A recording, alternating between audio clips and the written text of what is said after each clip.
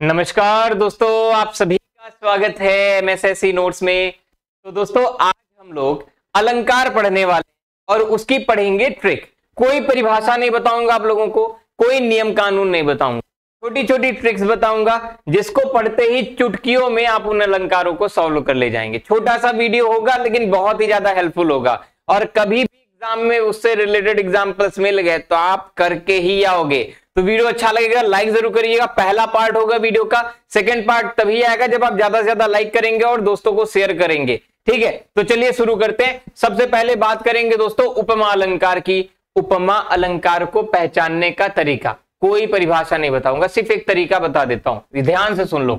एक सीक्रेट, कहीं पर भी सा, सी, सम, ठीक है, या फिर समान, ठीक, ऐसे करके कहीं दिख जाए तो मान लेना कौन सा अलंकार, उपमा अलंकार हो जाएगा। नहीं भरोसा, चलो जैसे एक एग्जांपल बताऊं आप लोग को। ये चांद सा रोशन चेहरा है ना, झील सी नीली आंखें, तो ये सा या सी ये क्या हो गया, ये बताता है कि उपमा अलंकार है ना। कि चांद सी महबूबा हो मेरी कब ऐसा मैंने सोचा था, हाँ तुम बिल्कुल वैसी हो जैसा मैंने सोचा था।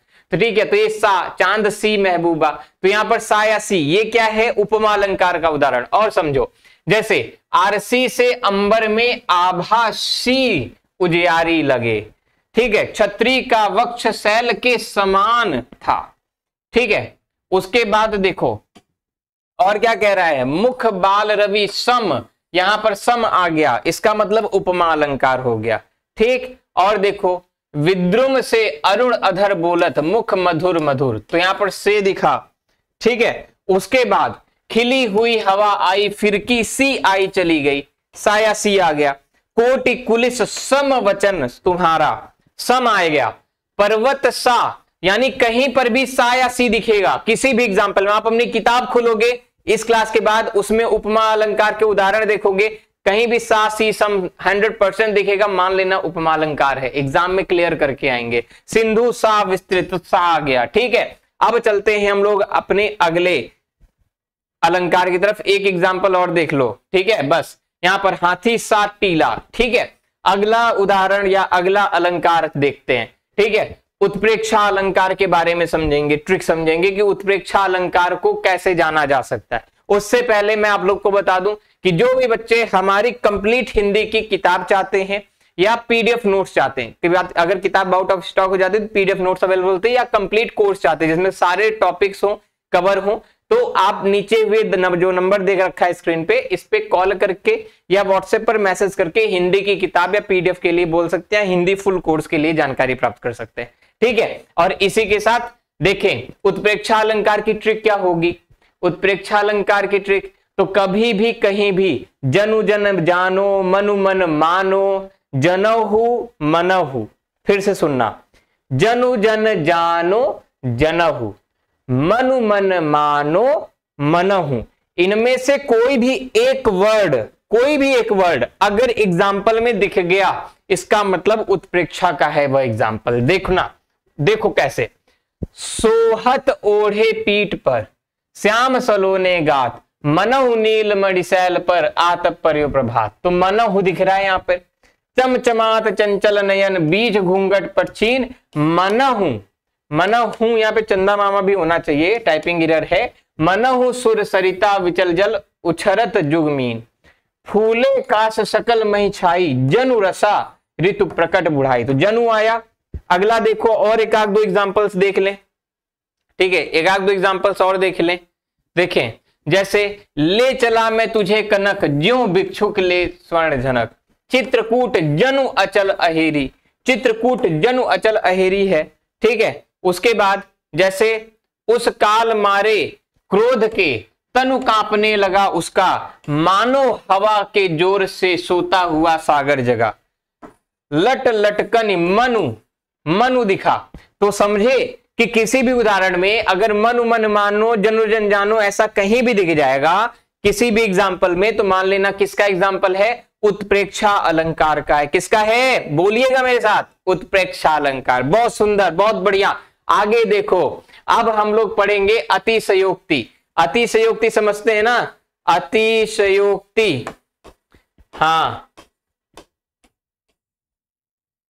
कि ए चांद हमने भी एक चांद देखा है, सुनना ध्यान से, ए चांद हमने भी एक चांद देखा है, तुझ में तो दाग है हमने बेदाग देखा है। तो ये क्या हो गया, ये शेर तो हो गया है ना, शायरी हो गई, लेकिन ये फेंक दिया ना, बड़ा लंबा चौड़ा फेंक दिया कि यार सुनो या संगमरमर कि ये दीवारें कुछ भी नहीं है आगे तुम्हारे, ठीक है, तुमसा न कोई अच्छा, तुमसा न कोई प्यारा कोई नहीं है, ठीक है, क्या चीज हो खुद तुम्हें मालूम नहीं है। इस टाइप की जो चीजें हैं ये सब सिर्फ क्या है, बढ़ा चढ़ा के बोलने वाली चीजें हैं। एक गाना और था कोई पुराना कि ना काजर की धार ना कोई किया सिंगार फिर भी तुम इतनी सुंदर हो, है ना, और मैं इतनी सुंदर हूं क्या करूं। तो ये सभी चीजें क्या है, अतिशयोक्ति है। अतिशयोक्ति का मतलब हो गया कि बढ़ा चढ़ाकर बोलना। जब कभी कोई एकदम बढ़ा चढ़ाकर किसी चीज में बात करेगा तो अतिशयोक्ति हो जाएगा। एग्जाम्पल्स और देख लेते हैं, समझिए। जिस एग्जाम्पल में ऐसा लगे कि भाई एकदम बढ़ा चढ़ा के बोल दिया, जैसे हनुमान की पूंछ में लगन न पाई आग, लंका सगरी जल गई गए निशाचर भाग। यानी आग लगी ही नहीं थी, तब भी पूंछ में आग लगाए भर नहीं थे, पूरी लंका जल के स्वाहा हो गई। ये अतिशयोक्ति, बढ़ा चढ़ा के बोल दिया। वह शेर इधर गांडीव गुण से भिन्न जैसे ही हुआ, धड़ से जयद्रथ का उधर सिर छिन्न वैसे ही हुआ। यानी इधर कुछ चला ही नहीं था, कोई हथियार ऐसे चला ही नहीं, तब तक उनका सर जो है अलग हो गया, है ना। इधर कोई हथियार फेंके नहीं, यानी बंदूक से गोली निकली भी नहीं और वहां सामने इंसान मर गया, ठीक है। ये बढ़ा चढ़ा के बोल दिया। जैसे देख लो साकेत नगरी है यही स्वर्ग से, कहां गया, हाँ, देख लो साकेत नगरी है यही स्वर्ग से मिलने गगन को जाग रही। देखो नगरी कैसे गगन को मिलेगी, बढ़ा चढ़ा के बोल रहा है। संदेशनी मधुवन कूप भरे लहरे व्योम चूमती उठती। यानी जैसे लहरें हैं व्योम चूम रही हैं, आकाश चूम रही हैं, ऐसा कभी होगा नहीं, बढ़ा चढ़ा के बोल रहा है, ठीक है। तो अतिशयोक्ति कभी भी आएगा तो ऐसा देख लेना क्या हो जाएगा, बढ़ा चढ़ा के बोलेगा तो अतिशयोक्ति हो जाएगी। अगला देखते हैं हम लोग रूपक अलंकार। रूपक अलंकार की ट्रिक समझिएगा। रूपक अलंकार में थोड़ा सा दिमाग लगेगा आपका, ठीक। रूपक अलंकार की ट्रिक हमारी ये होती है कि रूपक अलंकार में आपको योजक चिन्ह दिखता है। इसको क्या कहते हैं, इसको कहते हैं योजक चिन्ह। तो आपको रूपक अलंकार में योजक चिन्ह दिखेगा। लेकिन एक चीज ध्यान रखें, ये जो योजक चिन्ह है ये किस तरीके का मिलेगा, ये तब मिलेगा जब आप क्वेश्चन में, जब ऑप्शंस मिलेंगे, 3-4 ऑप्शंस मिलेंगे, 4 ऑप्शन मिलेंगे, तो अगर आप देखेंगे जब यहां पर सा या सी नहीं रहेगा, जन जन जानो मन मन मानो नहीं रहेगा, उत्प्रेक्षा भी नहीं हुआ, उपमा भी नहीं हुआ, बढ़ा चढ़ा के बात नहीं करेगी तो अतिशयोक्ति नहीं होगा, और योजक चिन्ह दिख रहा है, इसका मतलब रूपक अलंकार हो जाएगा। और साथ साथ रूपक का मतलब उसके समान बता देना, ठीक है। यानी जैसे मुख चंद्रमा है, ठीक है, यानी मुख कैसा है, चंद्रमा हो गया, मुख ही चंद्रमा बन गया। चरण कमल बंदो हरिराई, यानी हरि के कमल कैसे है, हरि के चरण कैसे है, कमल जैसे हैं।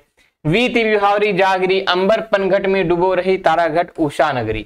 मैया मैं तो चंद्र खिलौने लई हूं, है ना। श्री कृष्ण कहते हैं मैया हमको वो चंद्रमा देख रही हूं ना, वही लेके आके दो, उसी से खेलूंगा मैं, ठीक है। तो ये चीजें क्या होगी, चंद्रमा जैसा खिलौना चाहिए, तो क्या है, समानता बताएगा, तो वहां पर रूपक। तो जहां पर योजक चिन्ह दिखेगा हर जगह आपको यहाँ पे देखो, जैसे योजक चिन्ह दिखा, यहाँ पर चंद्र खिलौने में योजक चिन्ह रहेगा, चरण कमल में योजक चिन्ह है, अंबर घट में दिख रही है। तो इस तरीके से याद रखेंगे, तो जहां पर योजक चिन्ह दिखेगा हमारा क्या हो जाएगा, रूपक अलंकार। अगला देखेंगे, विभावना अलंकार में कंफ्यूजन होता है कभी कभी कि विभावना क्या होता है। विभावना का मतलब ऐसा, कोई भी काव्य पढ़ेंगे तो अगर ऐसा लगे कि बिना कुछ मेहनत के कुछ भी सब कुछ हो जा रहा है, जैसे बिनु पग चले सुने बिनु काना कर बिनु करम करे विधि नाना। यानी बिना चले ही बिना सुने ही सब कुछ काम हो रहा है, ठीक है, मेरा आपकी कृपा से सब काम हो रहा है, करते हो कन्हैया मेरा नाम हो रहा है, तो ठीक है। तो इस प्रकार से विभावना समझ में, बिना कुछ किए, बिना कुछ करे, बिना कुछ हिले, सब प्रकार के काम हो रहे हैं, तो ये क्या हो रहा है, हमारा विभावना अलंकार हो जाएगा, ठीक है। ये समझ में आया। अब उसके साथ कुछ चुटपुट देख लेते हैं। चुटपुट मतलब शब्दालंकार में 3 होते हैं हमारे, कौन कौन से होते हैं, अनुप्रास होता है, ठीक है, फिर क्या होता है, यमक होता है, और एक होता है श्लेष। क्या होता है, श्लेष होता है, ठीक। तो याद रखना, कभी भी अनुप्रास और यमक की ट्रिक आपको पता होगी। अनुप्रास में वर्ण की आवृत्ति एक से होती, एक बार एक से अधिक बार, जैसे चारु चंद की चंचल किरणें खेल रही हैं जल थल में, करण जमरा तमाल तरुवर बहुछाए, तो त वर्ग बार बार रिपीट हुआ, च वर्ग बार बार रिपीट हुआ, इसलिए अनुप्रास हो गया।